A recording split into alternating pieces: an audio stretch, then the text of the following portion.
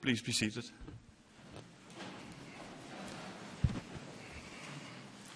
Thank you for this lovely canon.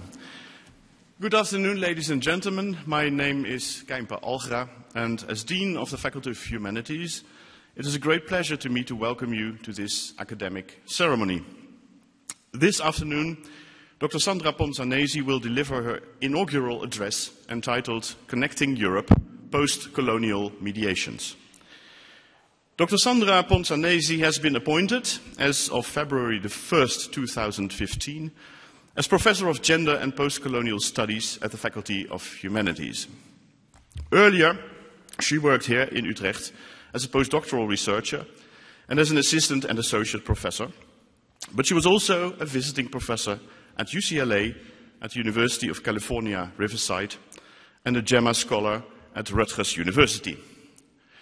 Her area of expertise in research is very broad indeed, and it includes post-colonial studies, gender studies, comparative literature, migration studies, and conflict studies. She is currently director of the Post-Colonial Studies Initiative at our faculty, the Faculty of Humanities, and head of the Humanities Department at University College Utrecht. She's also the principal investigator of a prestigious ERC consolidator project entitled Connecting Europe, Digital Crossings in Europe, Gender, Diaspora and Belonging.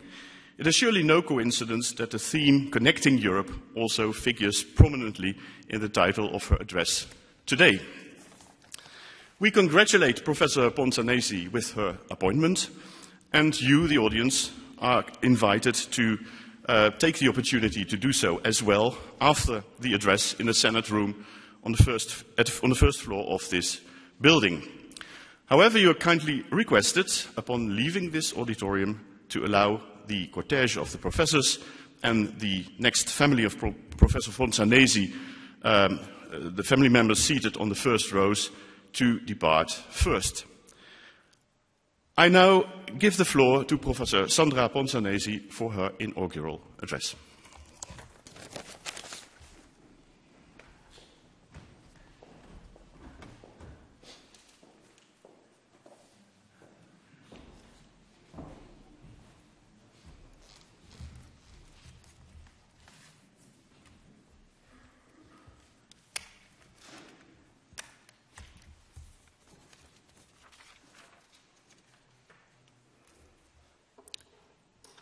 Mania directo magnificus, collega's, vrienden, famiglia e amici. A journalist once asked Mahatma Gandhi, "Mr. Gandhi, what do you think of Western civilization?" To which Gandhi replied, "I think it will be a good idea." Ladies and gentlemen, we live in troubled times. Confronted by a refugee crisis, a crisis magnified by media sensationalism and political opportunism, Europe cowers and vacillates. New fences spring up, old borders are re-established, and Fortress Europe implodes into a multitude of mini-fortresses. Behind those walls, in the name of national security, long-cherished European ideals are abandoned, and hard-won civil liberties eroded or simply ignored.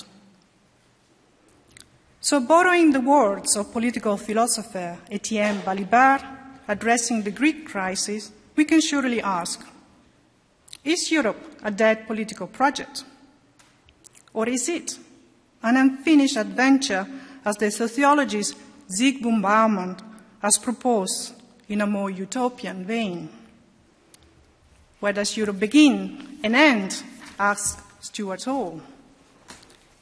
In the midst of current global frictions, what is the point of Europe? My claim today is that we cannot answer this question unless we engage with Europe from a post-colonial perspective. Post-colonialism, like many other posts, signifies continuity as much as a break. The failure tend to move beyond histories to which it remains painfully locked. And it is not just about the peripheries, the outpost of empire and the aftermath. Europe itself is a post-colonial location, deeply entangled in colonial legacies. As Engin Eysink insisted in his recent keynote speech at a conference on post-colonial intellectuals, there is not a here and a there, but a post-colonial condition in which we are all together. He recalled Hannah Arendt, not normally considered a post-colonial thinker, when in the preface to The Origins of Totalitarianism of 1952, she writes, "We can no longer afford to take that which was good in the past and simply call it our heritage. To discard the bad and simply think of it as a dead load, which by itself time will bury in oblivion. The subterranean stream of Western history has finally come to the surface and usurped the dignity of our tradition. This is the reality in which we live. And this is why all effort to escape from the grimness of the past into a nostalgia for a still intact past are vain. Therefore, we cannot just selectively pick and choose what we think makes Europe exceptional and remove inconvenient truths.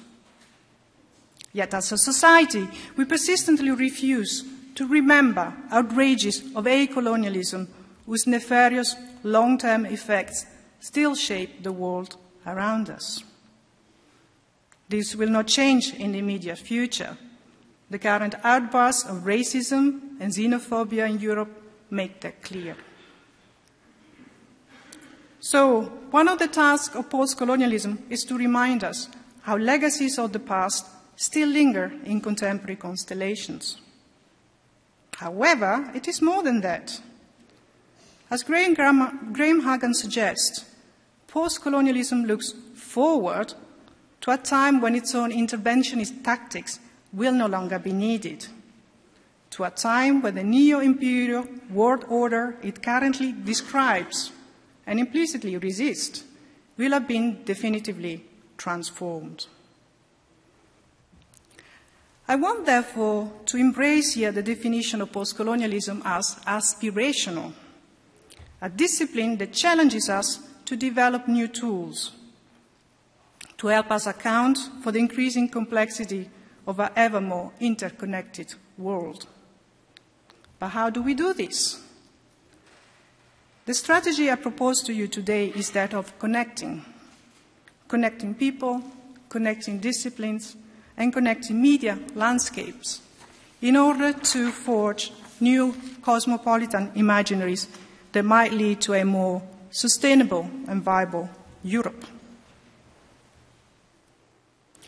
The word connection also applies to this new chair that I proudly accept today. Gender and post-colonial studies, a new chair with an ambition to incorporate gender issues into the realm of post-colonial studies and vice versa, to permit a post-colonial intervention in the field of gender studies. In my various roles as professor in gender and post-colonial studies at the Department of Media and Cultural Studies, as head of humanities at UCU, and as a principal investigator of a European project, I connect institutions. As an academic, I connect gender and post-colonial studies to other disciplinary areas. Europe, migration studies, cinema, new media, the cultural industry, and conflict studies. And crucial to my thinking, I contend that Europe, if it is to create new imaginaries for its future, must first reconnect with its own imperial past and rewrite its history, accounted for deleted and omitted viewpoints. By creating connection and contact zone between disciplines and field of studies that would otherwise not enter into a dialogue with one another, it becomes possible to generate new forms of analysis and different perspectives on issues with different histories and traditions.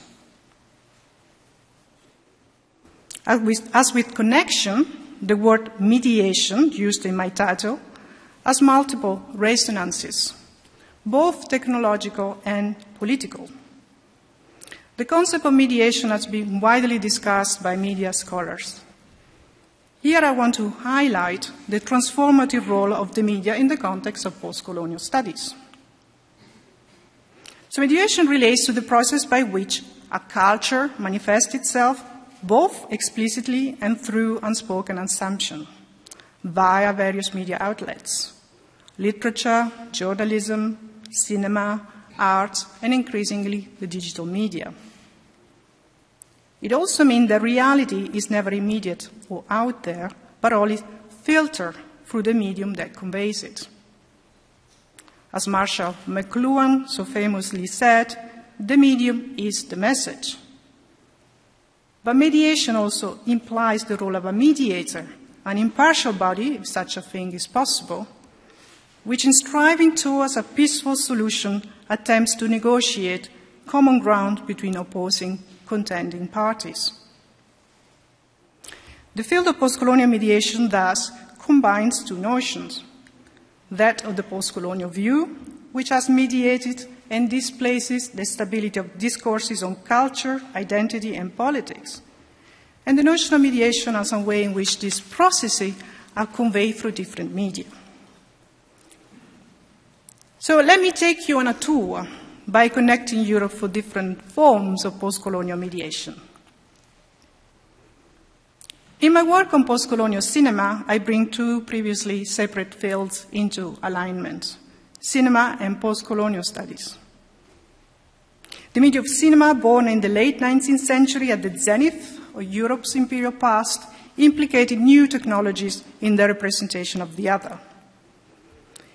It is therefore unsurprising that early film contributed to a specific way of seeing, and in doing so, legitimized the domination of the colonies. Colonial images of gender, race, and class carried ideological connotation, which in depicting natives in documentary and fiction films as primitive, savage, and excluded from modernity, confirmed imperial epistemologies and racial taxonomies. Sandra of the River is one example of this kind of empire cinema, starring the well-known American actor and activist Paul Robeson, who often had to impersonate native roles, as you can see here.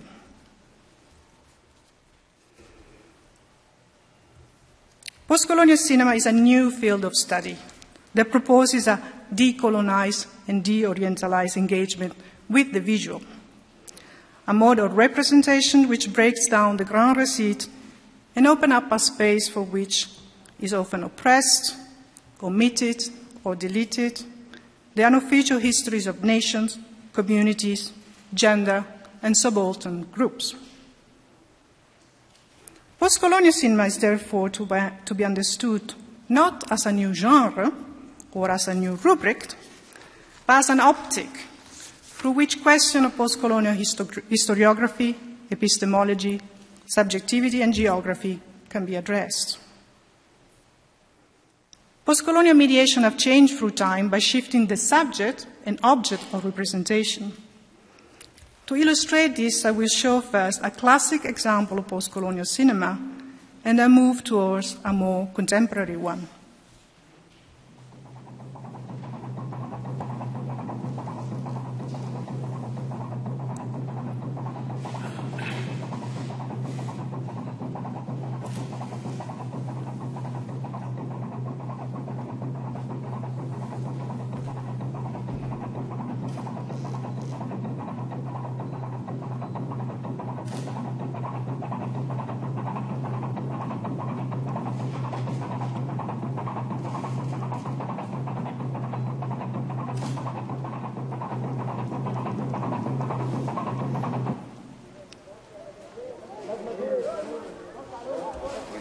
Mademoiselle?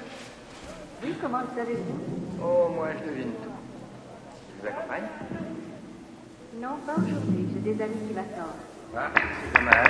Je serais bien allé faire un tour avec vous. J'espère qu'on se reverra. J'espère.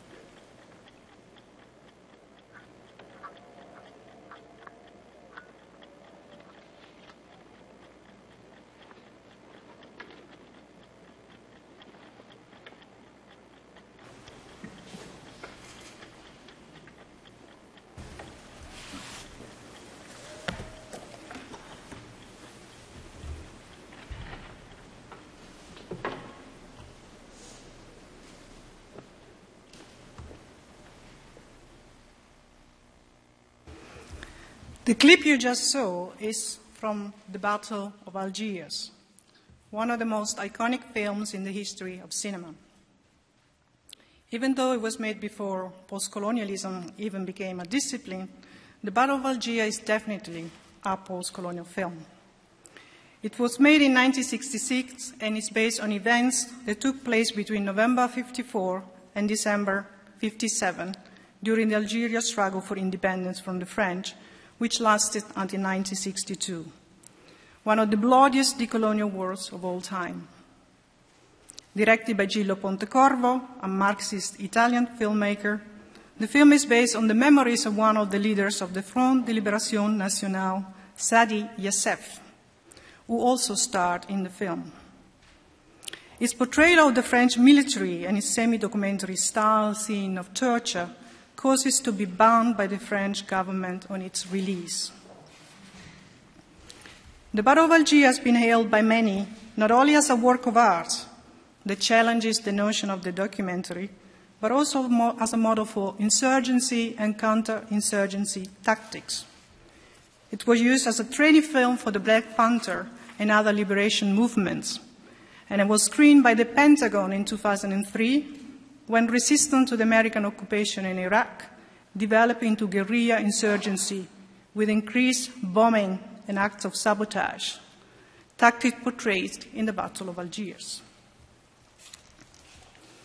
A more recent film, which also relates to France's colonial involvement in Algeria, is Michael Haneke, Caché, Hidden in English, released in 2004. Georges and Anna are a sophisticated French couple living in a chic neighborhood in the center of Paris. He's a TV talk show host, and she works in publishing. Their comfortable existence is disturbed when mysterious videotapes containing footage of their own home arrive in the post. As more and more tapes arrive, George begins to suffer recurring nightmares and flashbacks, which lead him to suspect that the tapes are related to an incident in his childhood that he had forgotten about. In a fit of jealousy, not wanting to share his privileges, he had managed to stop his parents to adopt a small Algerian boy, Majid, who was then sent in an orphanage instead. The disappearance of Majid's parents is linked to events in Paris in 1961, when a peaceful demonstration organized in support of the Algerian cause, highlighted in the Battle of Algiers, turned into a bloodbath. More than 200 bodies were thrown into the Seine. The incident was subsequently erased from both police archives and the national memory. The anonymous tapes signified not only the repressed past coming to haunt the present, but also a new visual language that unsettles the field of control and mastery and reverses the gaze. As the tape increasingly disrupt their lives, George, keeping his suspicions from an increasingly frustrated Anne, seeks out Majid, who now lives a marginalized existence in a high-rise block of flats at the outskirts of Paris. After several confrontations, George has literally to face Majid's violent suicide in a dramatic and shocking escalation. George is now compelled to take responsibility for the past, a responsibility which shatters forever his comfortable bourgeois life. By extrapolation, France too must confront its demons and take responsibility for its own hidden past. Caché offers one example of how post-colonial cinema can initiate new ways of questioning reality, history, memory, and identity. Films such as these take into account the notion of Europe in deep time, by which I mean a contemplation of the present through an awareness of many diverse entanglements: historical, disciplinary, mediatic, and institutional. We should therefore take up the challenge to step out of the comfort zone of academia and move into the deeper, more complex world of real issues, real problems, and sometimes real raw violence, as Andrew Hussey has prompted us to do. Therefore, let us move into the realm of journalism to see how the post-colonial perspective can intervene in the politics of the representation of current affairs. On 7 January 2015, 2 gunmen forced their way into the Paris headquarters of Charlie Hebdo and opened fire on staff, security workers, and visitors. 12 people were killed and several others wounded. Reenacting the opposition between East and West, as premised by Edward Said, the attack was instantly framed as Islamic, coming from outside to disrupt the Western ideals of freedom of speech and democracy. French migrants were called upon to align themselves against the perpetrator and to endorse the slogan, Je suis Charlie. However, it quickly became clear that the 2 gunmen were not foreign jihadi terrorists, but French citizens. 2 brothers, Said and Sherif Kouachi, born in France to Algerian immigrant parents. This was not an attack by alien forces, but a homegrown French drama. Following the attacks, the British journalist Robert Fisk wrote in 2015, Charlie Hebdo, Paris attack brothers' campaign of terror can be traced back to Algeria of 1954. Algeria is the post-colonial wound that still bleeds in France. Fisk claimed we cannot make sense of the present unless we account for colonial legacies. He complains that headlines of massacre and devastation too often focus on the who and how, but very rarely on the why, which would require an engagement with a deeper why. He goes on to call on all newspaper and television reports to carry a history corner, a little reminder that nothing, absolutely zilch, happens without a past. After the Paris massacre on November 2015, Vijay Prajat argued, the temptation is to blame religion or race, to take the eye off more substantial areas of investigation. Amnesia is the order of the day. Each terror attack on the West resets the clock. It is therefore important to remind ourselves, as Gilroy puts it, that in this confrontation, Europe's undigested colonial history still manifests itself and resurfaces in the influential framework provided by the concept of the clash of civilization. As Mark Levine writes, the problem is that this system is hundreds of years old, implicates most everyone, and has become more entrenched in the last several decades, as the world has ever become more globalized. We should not forget that this unprocessed history is also gendered. And neither should we assume that a post-colonial engagement automatically implies the issues of emancipation will be safeguarded. Let me explain this by going back to the 2 films previously discussed. Although female combatants played a crucial role in the Algerian War, doing far more than just carrying bombs, in the Battle of Algiers, women are denied agency and appear on screen for a mere 15 of the film's 121 minutes.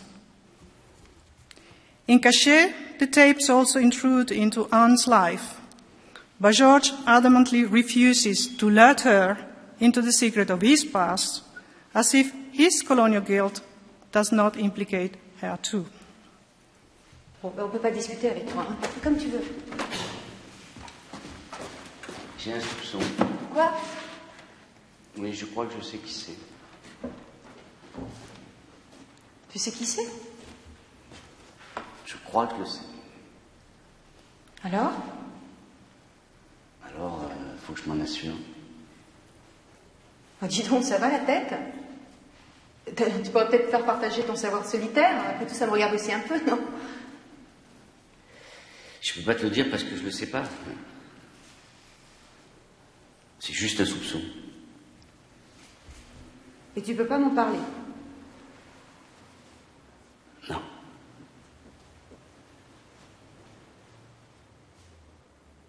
Dis donc, je sais pas ce que je... Tu te rends vraiment compte de ce que tu dis? Ah, tu t'en prie, calme-toi, c'est pas ce que tu crois. Ah bon, et qu'est-ce que je crois alors? Oh nom de Dieu, arrête ton numéro, tu veux, c'est un soupçon très vague et je ne voudrais pas affoler qui que ce soit tant que j'en sais pas plus. Ça ne te concerne absolument pas. Ça me concerne pas? Oh, mais j'ai dû rêver ces jours-ci. Moi, je croyais que ça me concernait d'être terrorisée par ces coups de fil, anonymes. Et ces putains de vidéos. De presque plus oser sortir dans la rue. Moi, je crois que ça me concernait de plus pouvoir fermer l'œil quand je pense à Pierrot et à toi et à toute cette merde. Mais si ça ne me concerne pas, alors tout va bien. Alors on en revient aux affaires courantes. Tu veux manger quelque chose? Ou tu préfères que je te serve un apéro?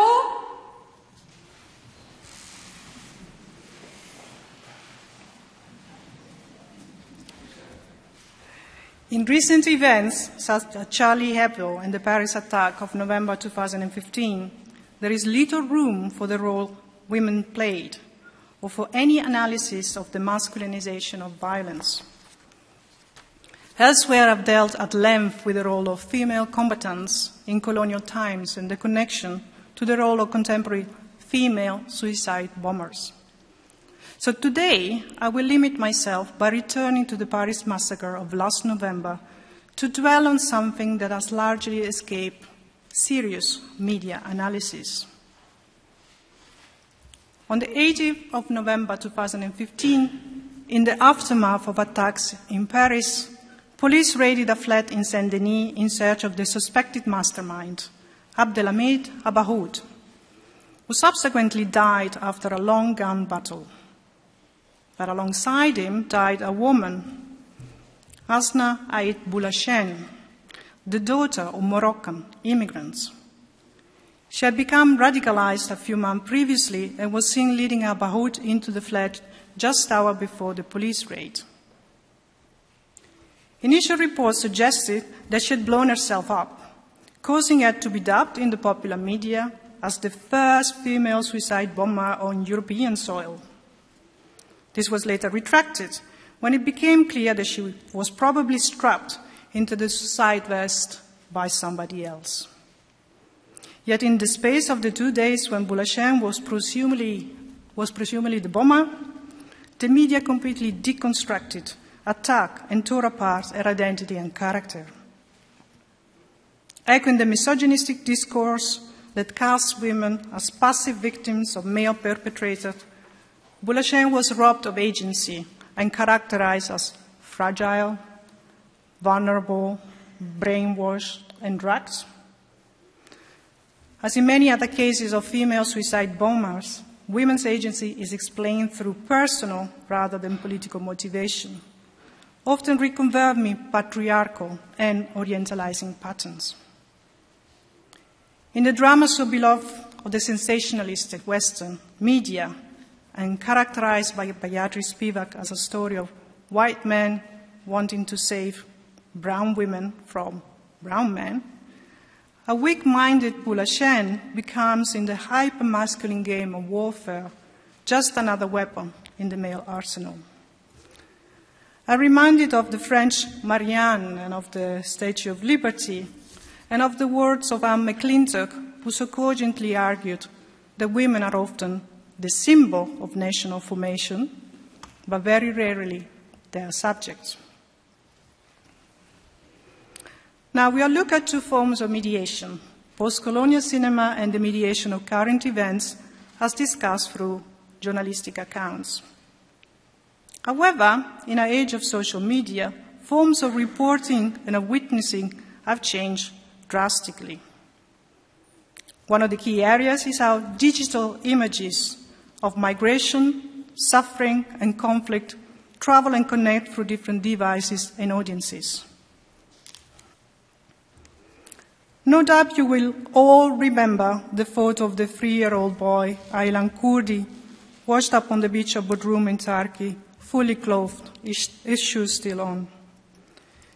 The image, an image of distant suffering, as Luc Boltanski would call it, provoked an international outcry and generated a European-wide wave of emotion and compassion, and a whole campaign of support and solidarity invoked in the name of a common humanity and human rights.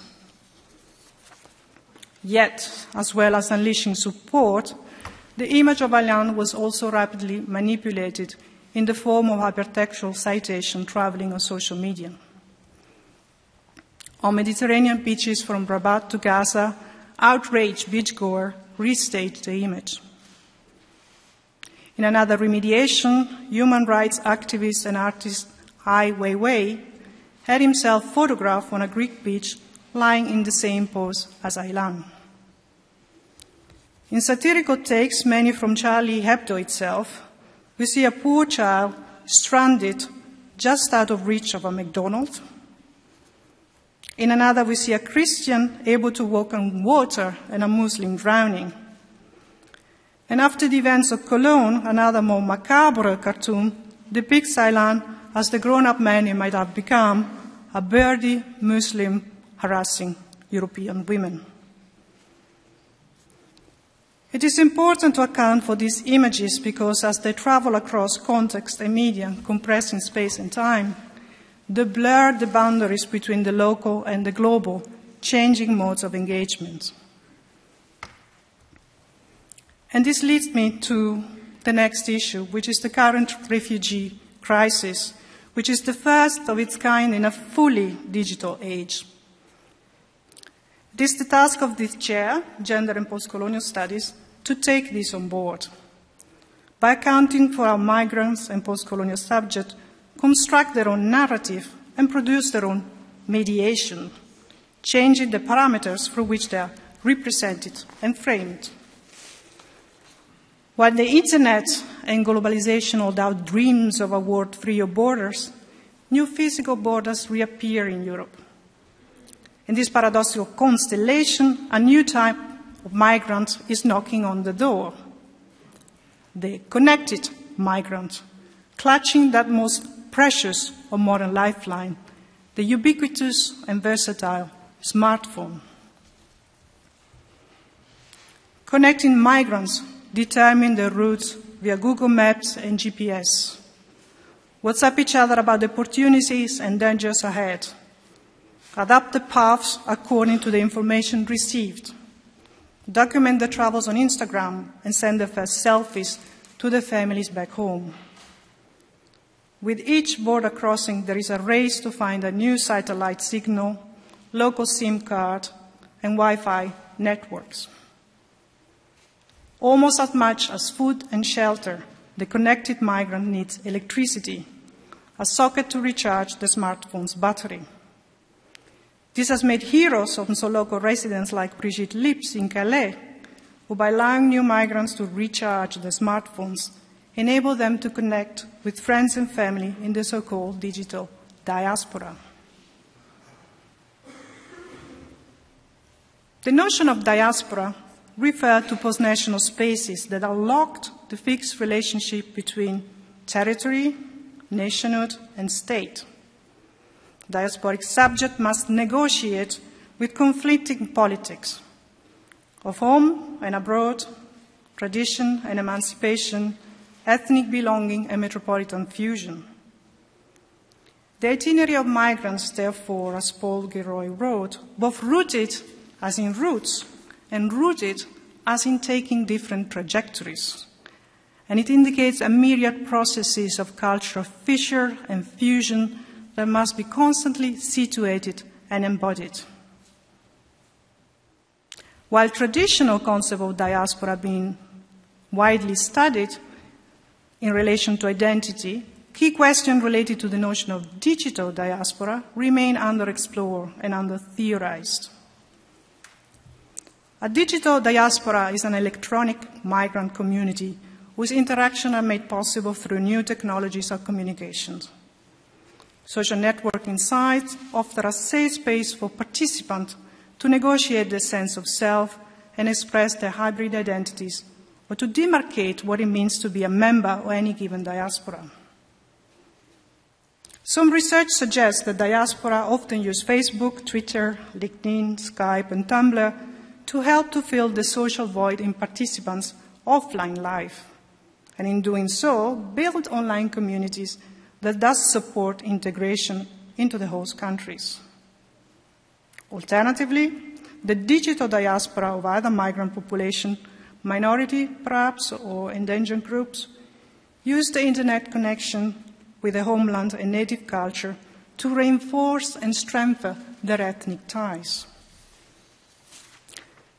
This sort of online exchange is said to encapsulate ethnic groups into themselves instead of developing cosmopolitan future. There is thus an urgent need to advance our understanding of the consequences of digitalized culture for participation, citizenship, and intercultural communication.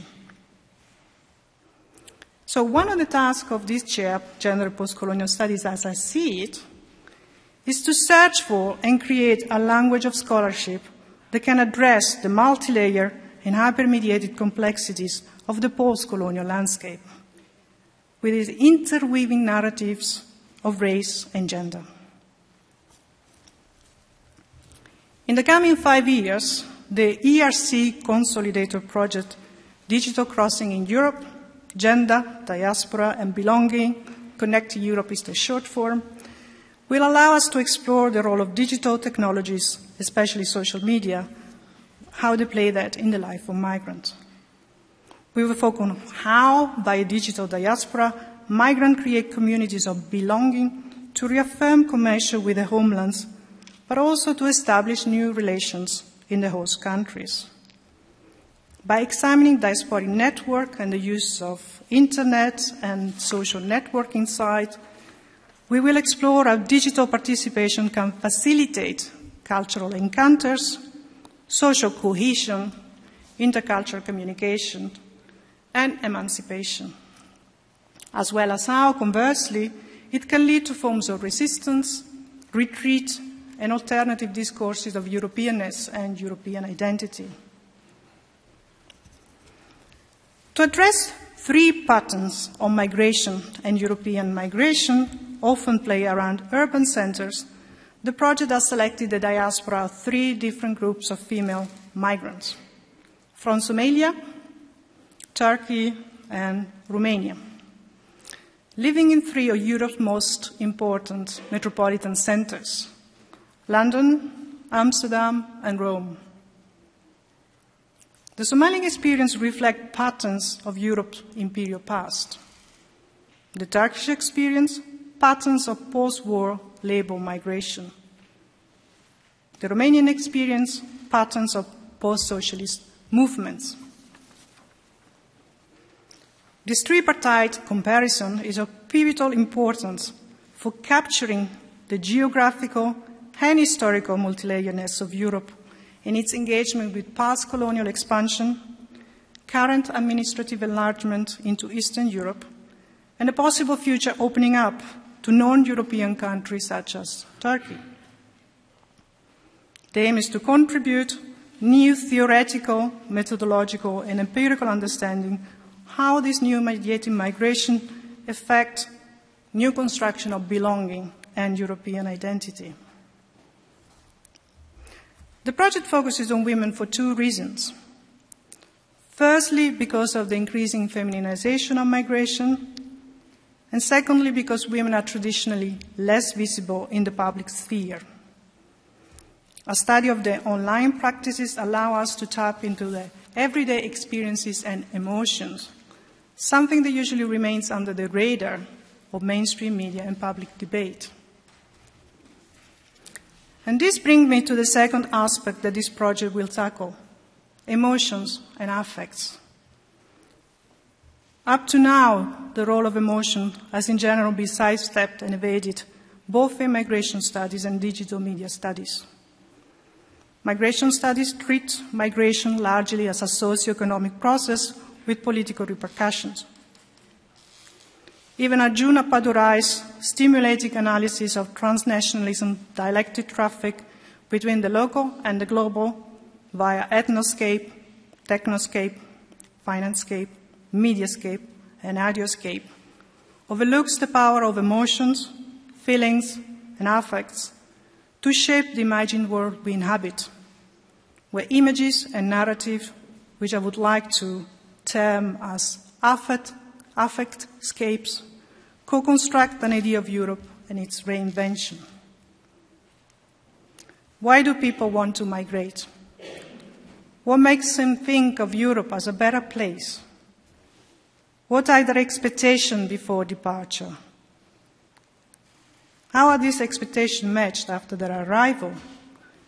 And what does it mean to stay behind? By asking questions such as these, we will explore how online and offline communication is shaped in the dynamics of migration, not only by rational and material drives, but also by desire, aspiration, love, and affect.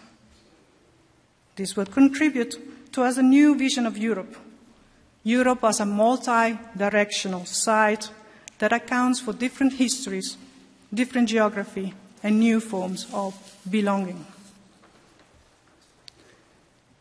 Our approach encompassing an analysis of text, video, music, and photograph challenges us to rethink the dynamics of mediation, while we have become increasingly interested in how, through online culture, emotion is mobilized and reformatted as transmittable and networked. In this way, by combining perspective from the social sciences and the humanities, and by integrating cutting-edge digital tools with more established approaches, the project proposes a new critical take on the development of digital humanities that I would like to call as post-colonial digital humanities. This can be achieved by combining perspective from post-colonial studies, with its long track record in theorizing migration and diaspora, with new media discoursing on virtual identities and communities. A combined approach can use useful insight into the understanding of migration, diaspora, and identity in order to avoid what Nakamura has defined as cosmetic multiculturalism. This refers to the utopian myth created by the technology industry of the democratic power of the Internet and the opportunities for leveling and elision of differences, gaps, and divides. There is a clear need to decolonize digital products, behavior, and activities. Post-colonial digital humanities disrupt the traditional narrative of technological progress, one which intrinsically upholds universal model of humanity and participation. The ERC project, therefore, adds not just a post-colonial take on the digital humanities, but transforms, transposes, and translates a way of conceiving the humanities as a field which, being shaped by spatial, technological, and emotional dimension, informs the individual and the institutional in very specific ways.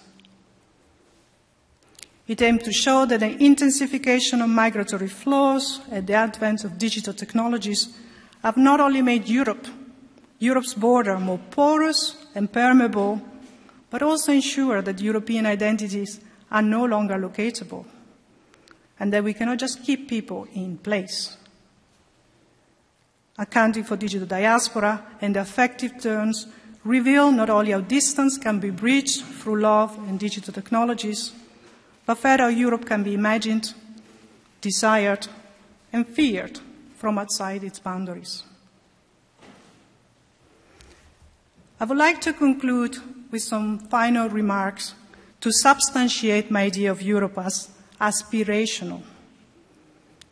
Not a Europe that is becoming a EU-utopia or a EU-euphoria, but rather as a space that can be infused with new energy and a new sense of direction. There are a multitude of inspirational artworks that both hold up a mirror of truth to Europe and point us toward the bright future of Zygmunt Bauman's unfinished adventure. By way of conclusion, I would like to focus upon two real-life incidents to which Gilroy refers in his preface to our latest book, Post-Colonial Transition in Europe, which I co-edited with Gian Maria Colpani. Echoing Hannah Arendt's notion of the banality of evil, Gilroy refers to these two incidents as an example of what he calls the banality of good. 2 days after the Hebdo shooting, a medical Abali took a number of Jewish people hostage in a kosher supermarket in the Port de Vincennes and murdered several of them. As the assault began, Lassana Batili, a 24-year-old Malian worker, hit some of the shoppers in the supermarket walk-in cold storage unit. Initially held by the police as a terrorist accomplice, he was later declared a national hero and granted French citizenship. The second example occurred in Greece in April 2015 on the islands of Rhodes. Antonis Deligiorgis, a 34-year-old Greek soldier, was drinking coffee in a seafront cafe when a ship overloaded with 93 migrants struck the rock off the beach. Deligiorgi plunged into the water and a Herculean effort rescued 20 drowning Syrians and Eritreans.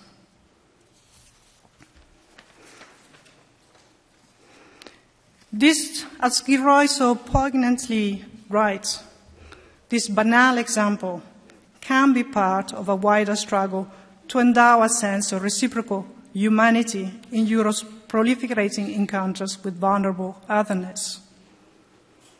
More is indeed being recovered from the waves than wreckages and corpses.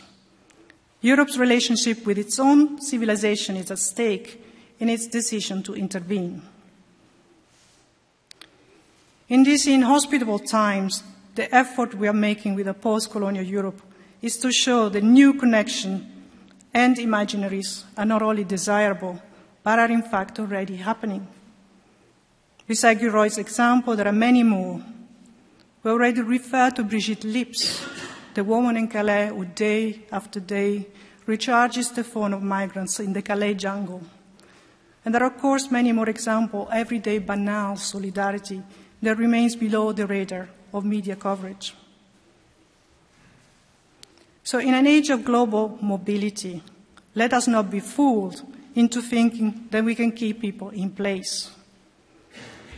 If in this highly interconnected post-colonial world we want to envision a common cosmopolitan future, we need to face the reality that there is not a here and a there, but rather a continuum in which we are all involved and in which we are all implicated.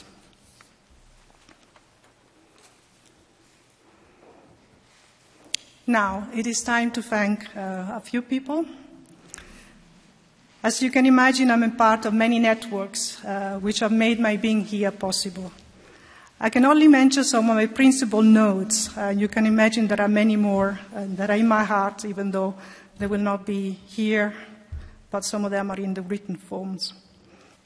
First of all, I would like to thank the Executive Board and the Dean of Humanities, Kempe Agra, for the trust they placed in me with the chair.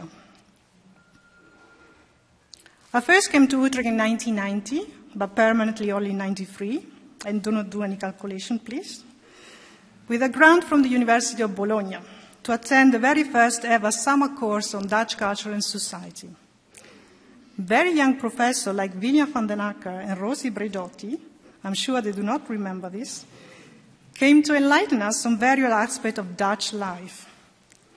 The rest is history, as many of you may know, and now you know also what you need to do to become director of the Center for the Humanities. So depending on how you interpret my ethnographic data, I've been for many years both a foreigner, a migrant, an expat, a dual citizen, or a cosmopolitan in the Dutch system. Thanks to several scholarships and grants, I've had an intense and rich academic life that I consider both a profession and a real, never-ending passion. In my department, Media and Culture Studies, headed by Savvy Eugene van Herpen, many people are thanked from the staff and the faculty.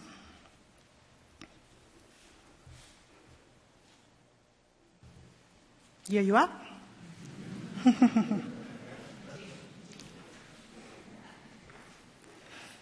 Particular thanks go to my fantastic colleague in the gender program, with Rosemary Bakoma as a tactful and strategic leader. We run a program that continues to blossom and set international standards. My words are for Berteke, Katrin, Eva, Domitilla, Christine, Marta, Milica, Marielle, Marike, Pita, and also Gloria and Iris from before. Koen,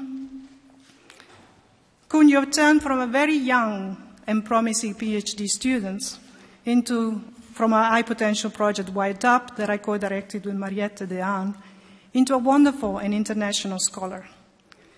It makes me happy and proud that you're part of our team and department today. Rosi Breidotti was my PhD supervisor together with Maaike Meijer, who I have the pleasure to have here today. Rosi is not just a wonderful ally, a wonderful Italian ally within the Dutch bastion of the UU, but also an international landmark. Rosi's boundless visionary power, always brimming with humor and generosity, has set high standard for all of us. It is hard to imagine a university without a tireless search for innovation and confrontation. A special word of thanks goes to the OGC, which is now split in two, and one is the ICON. It was my home base for my earliest years as a researcher in the Netherlands, and I've greatly benefited from the guidance of its several excellent directors. First William van den Akker, then Martin Praak, and now Frank Kessler for the Econ. And I would like to thank also Frans Ruiter, who stayed through the many transitions. Thanks are due to my many PhD students, past, present, and future, who are often more just than PhD candidates and are source of joy and pride in this profession. I have great ambitions to realize with this new ERC team that has just started. The PhD students, Laura, Melisse, and Claudia, the postdoc Donia, the research assistant Marlene and Fernando, you are already a dream team. We're looking forward to a productive collaboration with the Utrecht Data School, directed by Mirko Schaefer, who is also part of the International Advisory Board. The metaphor of connecting holds true in my offline life as well. I spend a lot of time cycling back and forward between the UU and the UCU, which I'm sure does wonder for my health and stamina. I've been head of humanities at UCU for 3 years now. It's not only an institution that promotes tradition and excellence in teaching, but also a place of innovation and experimentation. I would like to thank all the great humanities fellows, tutors, and teachers, there are too many to name, and also the HAM reps and the very many special students. Rob van der Vaart, a former dean, has always been encouraging and open to new plans. Thanks goes also to Fried Kezen, our Director of Education, for his unlimited wisdom and support, and to our new Dean, James Kennedy, for setting new goals and ambitions. Thanks also to my fellow head of departments, Will and Johannes, for their collegiality and humor. And Orlando Lee for having left me with a very proud legacies in the humanities. The PCI, the Post-Colonial Studies Initiative, founded in 2010, has been an outstanding arena in which to implement many connections, both across the UU faculties and internationally. The PCI boasts an active community of students, scholars, and visiting guests. I want to thank its many active fellows and participants, and especially DC, CHR, Culture, Citizenship, and Human Rights, headed by Rosemary Bachmann, with Antoine Bowser and Don Robert, for its support throughout the last year, and the Center of Humanity for its inception. And now, on a more personal note, a warm thank goes to my friends and colleagues who came from near and far. To my Dutch family, the family Rasens, have always been so welcoming and generous, and especially to my schoonmoeder, Annie Rasens Massen, die de moeite heeft genomen om hier te zijn vandaag.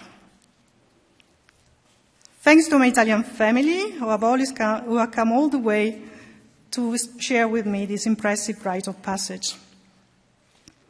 Unfortunately, due to ailing health, my father could not be here today, and my mother has stayed at his side.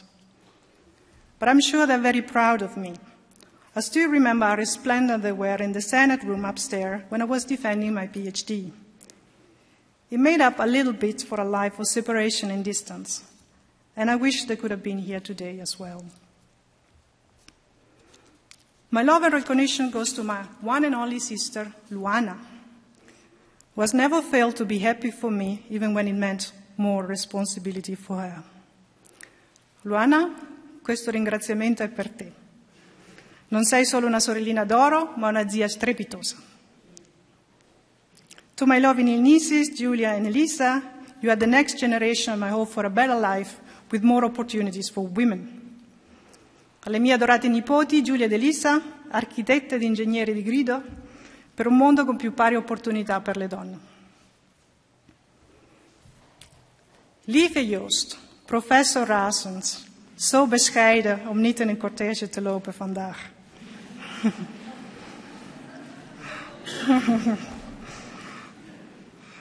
You are my colleague and my soulmate.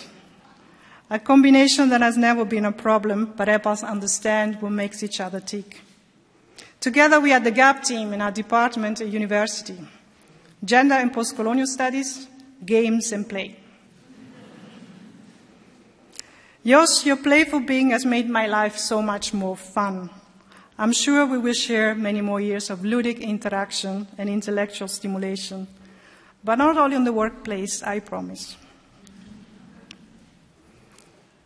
Oliver and Nicholas, you are my sunshine and my compass. Despite your passion for football and PlayStation 4 edition, life without you will be unimaginable. And so far, Games and Play wins at home, I'm afraid. Ollie en Nikki, jullie zijn mijn sterretjes. Ik hou zielsveel van jullie. Liefjes, you are my hope for a new generation of European citizens in our intergalactic age. Multilingual, playful, hospitable, and always digitally connected. May the force be with you. Ik heb gezegd.